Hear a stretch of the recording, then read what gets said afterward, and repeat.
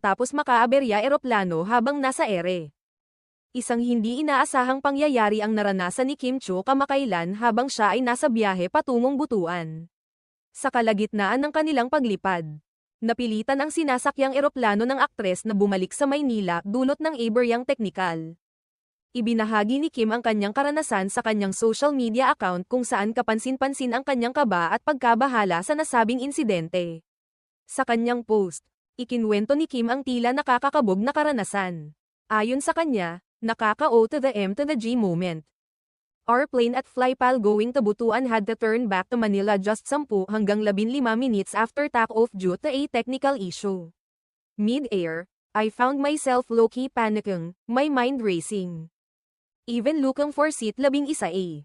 I tried to stay calm, prayed hard, and thankfully, we landed safely. What a morning! Back in Manila.